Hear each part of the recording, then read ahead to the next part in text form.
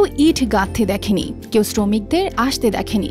তবুও সকালে সবাই দেখলো দাঁড়িয়ে আছে একটি পরিপূর্ণ মসজিদ। স্থানীয়দের দাবি কোনো শ্রমিক নয়, এটা নির্মাণ করেছিলেন ফেরেশতারা। শতাব্দীর পর শতাব্দী পেরিয়ে গেছে, চারপাশ বদলে গেছে, কিন্তু এক টুকরো ইতিহাস এখনো স্থির দাঁড়িয়ে আছে ঈশ্বরদীর পতিরাজপুরে। নাম পতিরাজপুর পুরাতন জামে মসজিদ। 450 বছরেরও বেশি পুরনো সেই মসজিদে আজও প্রতিদিন নামাজ পড়েন মুসল্লিরা। টানা সপ্তমবারের মতো বেস্ট টিস্যু পেপার ব্র্যান্ড হিসেবে স্বীকৃতি পেয়েছে বসুন্ধরা টিস্যু। এবার এই মসজিদে ধরেন যে আমার আব্বার কাছে শুনেছি, কবে হয়েছে তাও করতে পারে না। আব্বা পর্যন্তই জানি, আমার বড় ভাই বোন যা আছে সবাই একই কথাই কয় যে কবে হয়েছে কেউ করতে পারে না। হ্যাঁ, মানুষ পরিচিত, ওই অনেক দূরের মানুষ কয় পরিচিত যে গায়েবী মসজিদ, অমুক জায়গায় কোন জায়গায় গায়েবী মসজিদের কাছে যাব। পুরনো ইটের গাঁথনি, 3টি গম্বুজ আর 4 কোণায় ছোট মিনার। কোথাও কোনো শিলালিপি নেই, তবে প্রবেশ মুখে ছোট্ট কিছু খোদাই করা অক্ষর দেখা যায়, যা স্থানীয়রা ফার্সি বলে ধারণা করেন, কিন্তু সেই লেখার সঠিক অর্থ কেউ জানেন না। এই মসজিদ কানো শেখের আমলে তৈরি, প্রায় মুঘল পিরিয়ডের ওইদিকে। ফার্সি ভাষায় একটা প্লেট আছে, আমাদের পূর্বপুরুষরাই করছে এটা, এবং প্রায় 7-8 পুরুষ গত হয়ে গেছে। এটা আমাদের পূর্বপুরুষরা মোতাল্লি সূত্রেই আমাদের বাপদাদারে মোতাল্লি করে আসতেছে, তত্ত্বাবধানে আছে। একসময় বাগদাদ থেকে আগত একদল ধর্মপ্রচারক ইসলাম প্রচারের জন্য এখানে আসেন।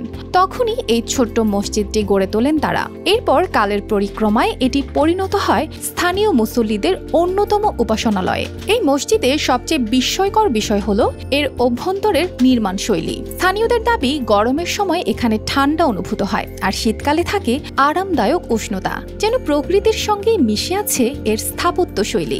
বাগদাদ থেকে সাহাবী যারা আইছিল আসলে ধর্ম প্রচারের উদ্দেশ্যে এখানে হিন্দু যে বসবাস ছিল, তো বসবাস কারণে এখানে ইসলামের আলোটা এখানে অতটা প্রসারিত ছিল না। সেই ইসলামকে প্রসারিত করার জন্য ওই সাহাবীরা কিন্তু বিভিন্ন জায়গায় ওরা ধর্ম প্রচারের উদ্দেশ্যে যায়। অর্থাৎ এখানে হিন্দু যখন আখড়া ছিল তখন ওরা এখানে একটা এখানে আস্তানা করার পর এখান থেকে ধর্ম প্রচারের উদ্দেশ্যে এখানে মসজিদ তারা তৈরি করে। আমি শুনেছি এই মসজিদ এক রাতে হয়েছে, আমি এই মসজিদ দেখতে আইছিলাম, আমি এসে এই মসজিদে নামাজ পড়েছি। মানে অনেক দূরের থেকে অনেক লোকে আসে।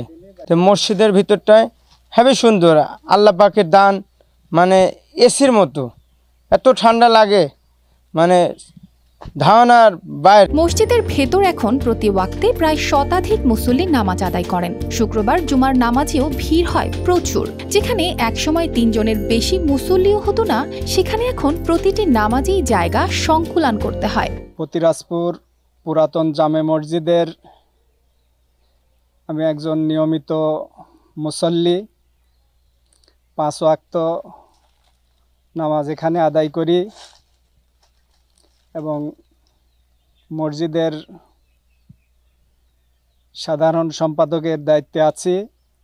জামাতের যে লোক প্রয়োজন হয় 3 জন, সেই 3 জন লোক পুরা হইতো না সেই সময়ের একটি মসজিদ। বর্তমানে পুরাতন মসজিদ, এটা এক কাতার মানুষ নামাজ পড়া যায়, 18-20 জন মানুষ। তারপরে মুসল্লির চাহিদা অনুযায়ী পরবর্তীতে নতুনভাবে বাড়ানো হয়েছে। তবে এক সময়ের দৃষ্টিনন্দন মসজিদটির মূল নকশা রক্ষণাবেক্ষণের অভাবে কিছুটা ঢাকা পড়ে গেছে। দেয়ালের খোদাই, কারুকাজ সবই একসময় রঙের নিচে হারিয়ে গিয়েছে।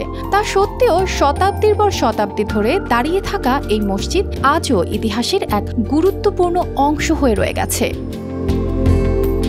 News desk, RTV।